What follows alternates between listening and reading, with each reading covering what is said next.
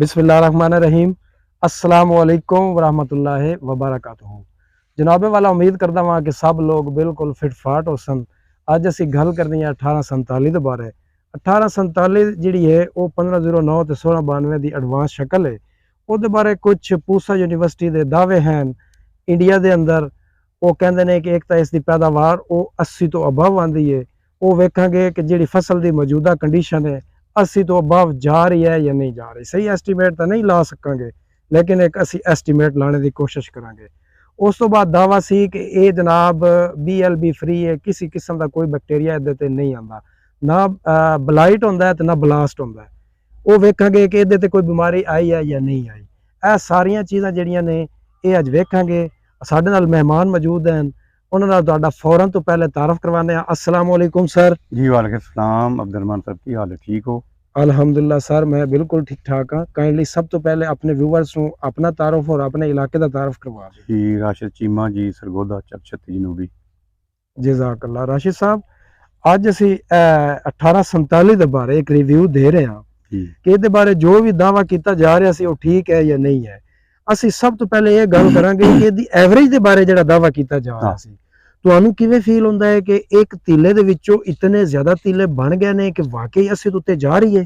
ਇਹ ਜੀ ਬਿਲਕੁਲ ਮੈਂ ਤਾਂ ਕਹਾਂਗਾ ਅਲਹਮਦੁਲਿਲਾ, ਸ਼ੁਕਰ ਅੱਲਾ ਦਾ ਕਿ ਇਸ ਕਿਸਮ ਦੇ ਬੀਜ ਸਾਡੇ ਮੁਲਕ 'ਚ ਵੀ ਆ ਰਹੇ ਨੇ। ਬੇਸ਼ੱਕ ਬਾਹਰ ਤੋਂ ਆ ਰਹੇ ਨੇ, ਲੇਕਿਨ ਇਹਦੀ ਜਿਹੜੀ ਨਾ ਯੂਨੀਵਰਸਿਟੀ ਨੇ ਕਿਹਾ ਸੀ ਕਿ 80 ਤੋਂ ਪੋਸਾ ਯੂਨੀਵਰਸਿਟੀ ਨੇ 80 ਮਣ ਤੋਂ ਜ਼ਿਆਦਾ ਇਹਦੀ ਉਮੀਦ ਹੈ ਸਾਨੂੰ ਪ੍ਰੋਡਕਸ਼ਨ ਨਿਕਲੇਗੀ। ਔਰ ਜਿਸ ਹਿਸਾਬ 'ਚ ਅਸਾਂ ਲਾਈਏ ਦੇਖਿਆ ਇਹਦੇ 50 ਤੋਂ ਮਿਨੀਮਮ 50 60 70 80 82 ਤੱਕ ਵੀ ਦੇ ਟਿਲਰ ਆਏ ਨੇ।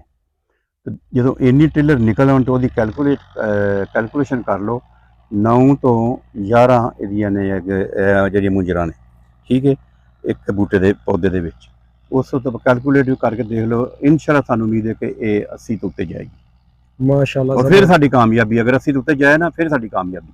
माशाल्लाह ज़बरदस्त। मुजराल भी बहुत सर ज़बरदस्त है और इसकी टिलरिंग भी बहुत ज़बरदस्त है। इस चीज़ तो ये सन ज़ाहिर हो रहा है कि इंशाल्लाह ताला 80 उत्ते जाएगा। इंशाल्लाह इंशाल्लाह जी। दूसरा है जी, देखो ना तो ये हाइट ज़्यादा नहीं है, गिरदी नहीं, ठीक है। देखो कितनी हवा दूसरी जी लगी है साढ़े को थोड़ी बहुत वो है ना गिरियाँ, लेकिन ये बिल्कुल किधरे पूरे पूरी फसल तुम देख लो, किधरे एक पौधा भी है ना वो भी नहीं गिरिया।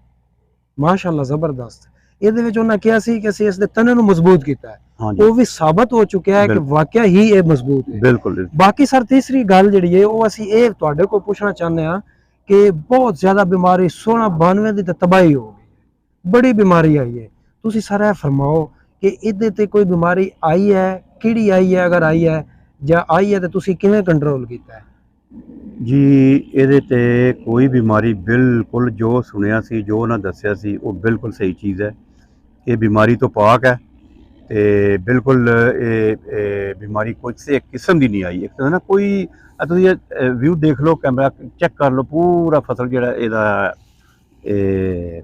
1847 ਦਾ ਇੱਕ ਪੌਦਾ ਵੀ ਬਿਮਾਰ ਨਹੀਂ, ਇੱਕ ਪੌਦਾ ਵੀ ਹੁੰਦਾ ਨਾ, ਔਰ ਕੋਈ ਬਿਮਾਰੀ ਨਹੀਂ। ਹਾਂ ਮੈਂ ਇਹਦੇ ਤੇ ਨਟੀਵੋ ਅਤਿਆਤਨ ਮੈਂ ਇਹਦੇ ਤੇ ਨਟੀਵੋ ਜਿਹੜੀ ਨਾ ਉਹਦੀ ਸਪਰੇਅ 2 ਦਫਾ ਕੀਤੀ ਬਸ। ਸਰ ਮੈਂ ਫੀਲਡ ਦਾ ਬੰਦਾ ਵਾਂ, ਮੈਂ ਬੜੀਆਂ ਫੀਲਡਾਂ ਵਿਜ਼ਿਟ ਕੀਤੀਆਂ ਨੇ। ਬਿਲਕੁਲ ਜਿਵੇਂ ਟਿਲਰਿੰਗ ਤੁਹਾਡੇ ਕੋਲ ਹੈ ਇੰਜ ਕਿਦਾਂ ਵੀ ਮੈਂ ਨਹੀਂ ਵੇਖੀ। ਇਸ ਚੀਜ਼ ਦਾ ਕੀ ਰਾਜ਼ ਹੈ? ਮੇਰੇ ਕੋਲ ਅਗਲੇ ਦਿਨ ਜੀ ਇੱਕ ਬੰਦਾ ਵੀ ਆਇਆ ਸੀ ਇੱਧਰ ਹਾਫਜ਼ਾਬਾਦ, ਤੇ ਉਹ ਕਹਿੰਦਾ ਮੈਂ ਹਾਫਜ਼ਾਬਾਦ, ਸ਼ੇਖੂਪੁਰਾ, ਗੁਜਰਾਂਵਾਲਾ, ਸਿਆਲਕੋਟ ਤੇ ਨਹੀਂ ਖਰ, ਉਹਨੇ ਕਿਹਾ ਏਰੀਆ ਮੈਂ ਦੇਖਿਆ। ਉਹਨੇ ਕਿਹਾ ਚੀਮਾ ਸਾਹਿਬ ਅਲਹਮਦੁਲਿਲਾ ਤੁਹਾਡੀ ਜਿਹੜੀ ਫਸਲ ਮੰਗੀ ਦੀ ਹੈ ਨਾ 1847 ਜਾਂ ਅਲਖਾਲ ਸਾਰੀ 1847, उन्हें कहा ये तो अच्छी मैं कि फसल माशाल्लाह नहीं थोड़ी हुई। अल्हम्दुलिल्लाह अल्लाह नजरे बद तो बचाए। मैं तो ना जस्ट 1 वीक मेरे ख्याल ये ज़्यादा से ज़्यादा वेट होएगा, फिर असी हारवेस्ट करांगे इंशाल्लाह। रिजल्ट 100% उस वीडियो बनाएंगे वो, ताकि लोगों को पता चले वाकई भाई लाइव हर चीज़ दिखा रहे हैं। चीमा साहब एंड ते मैं एक गुजारिश करांगा कि तुसी दसो कि तुहाडी ज़मीन किस तरह दी है और तुहाडी डोज की सी, ताकि ਜਿਹੜੇ ਦੂਸਰੇ ਫਾਰਮਰਸ ਹਨ ਉਹ ਵੀ ਇਸ ਨੂੰ ਫਾਲੋ ਕਰਕੇ ਜ਼ਿਆਦਾ ਤੋਂ ਜ਼ਿਆਦਾ ਖੂਬਸੂਰਤ ਤਰੀਨ ਔਰ ਜ਼ਿਆਦਾ ਐਵਰੇਜ ਲਵਾਉਣ। ਇਹ ਮੈਂ ਜ਼ਮੀਨ ਦੇ ਵਿੱਚ ਰਹਿਣਾ ਤਕਰੀਬਨ ਇਹਦੇ ਵਿੱਚ ਪਹਿਲੇ ਲਸਣ ਲਾਇਆ ਸੀ। ਲਸਣ ਤੋਂ ਪਹਿਲੇ ਮੈਂ ਇਹਦੇ 'ਚ ਕਮ ਸੇ ਕਮ 15 ਟਰਾਲੀਆਂ ਜਿਹਦੇ ਗੋਬਰ ਪਾਇਆ ਸੀ, ਠੀਕ ਹੈ, ਗਲਿਆ ਸੜਿਆ। ਉਸ ਤੋਂ ਬਾਅਦ ਫਿਰ ਹਲ ਹੁਲ ਚਲਾ ਕੇ ਪਾਣੀ ਸ਼ਾਣੀ ਦੇ ਕੇ ਪਨੀਰੀ ਕੱਦੂ ਕਰਕੇ ਅਸੀਂ ਲਾਤਾ।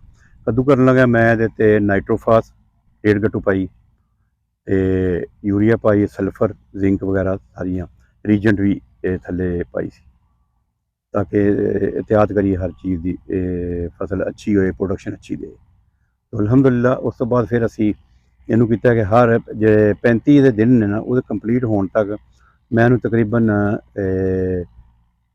ਅਮੋਨੀਅਮ ਸਲਫੇਟ ਤੇ ਉਹਦੀ ਇੱਕ ਬੈਗ ਉਹ ਦਿੱਤਾ ਤੇ 1.5 ਬੈਗ ਯੂਰੀਆ ਦਿੱਤਾ ਬਸ, ਤੇ ਹਾਫ ਬੈਗ ਪੋਟਾਸ਼ ਦਾ ਇੱਕ ਦਫਾ ਦਿੱਤਾ, ਫਿਰ ਹਾਫ ਬੈਗ ਪੋਟਾਸ਼ ਦਾ ਇੱਕ ਦਫਾ ਦਿੱਤਾ। ਇਹ ਮੇਰੀ ਟੋਟਲ ਡੋਜ਼ ਹੈ।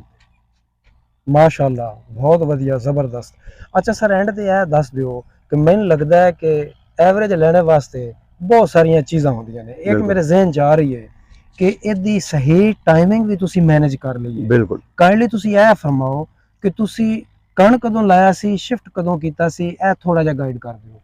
ਇਹ ਜੀ ਮੈਂ ਕਣ ਲਾਇਆ ਸੀ, ਕੋਈ ਹੁਣ ਐਗਜ਼ੈਕਟਲੀ ਡੇਟ ਨਹੀਂ ਯਾਦ ਜੋ ਆ ਰਿਹਾ, ਮੈਂ ਇਹ ਜੂਨ ਚ ਲਾਇਆ ਸੀ ਤੇ ਸਟਾਰਟਿੰਗ ਚ, ਤੇ ਮੇਰਾ ਖਿਆਲ ਹੈ ਜੁਲਾਈ ਦੇ ਪਹਿਲੇ ਹਫਤੇ ਚ ਰਹਿਣਾ ਜਾਂ 25 ਦਿਨ ਦਾ ਕਣ ਸੀ, ਅਸੀਂ ਲਾ ਦਿੱਤਾ ਸੀ ਵਿੱਚ ਪਨੀਰੀ।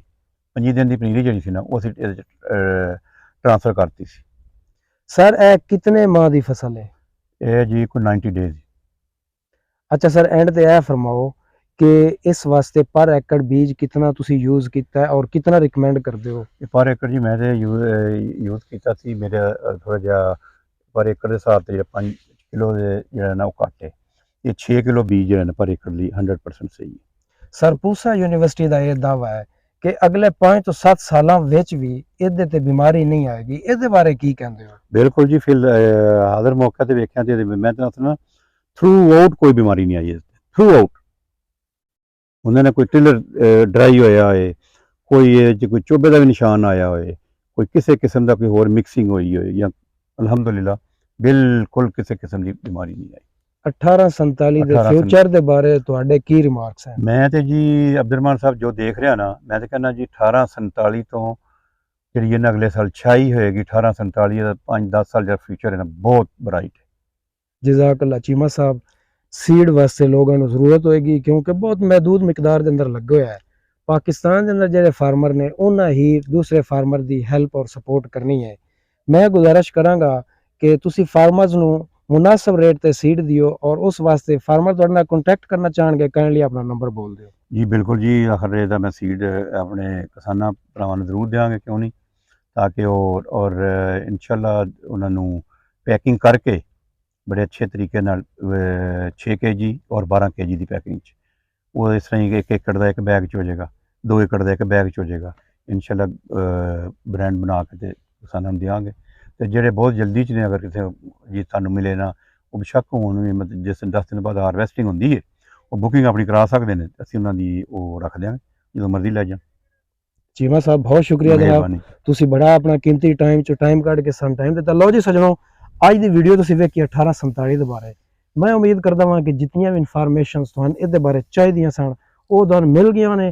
ਫਸਲ ਤੁਸੀਂ ਆਪਣੇ ਮੌਕੇ ਤੇ ਵੇਖ ਲਈਏ, ਡਿੱਗੀ ਨਹੀਂ ਹੈ, ਕੋਈ ਬਿਮਾਰੀ ਨਹੀਂ ਆਈ ਔਰ ਬੜੀ ਕਾਮਯਾਬੀ ਨਾਲ ਤਿਆਰ ਹੋ ਚੁੱਕੀ ਹੈ। ਸਜਣੋ, ਇਸ ਵੀਡੀਓ ਵਿੱਚ ਇਤਨਾ ਹੀ ਸੀ। ਕਿਸੇ ਵੀ ਦੋਸਤ ਭਰਾ ਨੂੰ ਅਗਰ ਸੀਡ ਦੀ ਜ਼ਰੂਰਤ ਹੋਵੇ ਤੇ ਉਹ ਚੀਮਾ ਸਾਹਿਬ ਨਾਲ ਸਕਰੀਨ ਤੇ ਨਜ਼ਰ ਆਉਣ ਨੰਬਰ ਤੇ ਰਾਬਤਾ ਕਰਕੇ ਉਹ ਲੈ ਸਕਦੇ ਨੇ। ਇਸ ਵੀਡੀਓ ਵਿੱਚ ਇਤਨਾ ਹੀ ਸੀ। नेक्स्ट इंशाल्लाह चंगी जी वीडियो में दोबारा हाजिर होंगे। उस वीडियो तक इजाजत, रब रखा। अस्सलाम वालेकुम।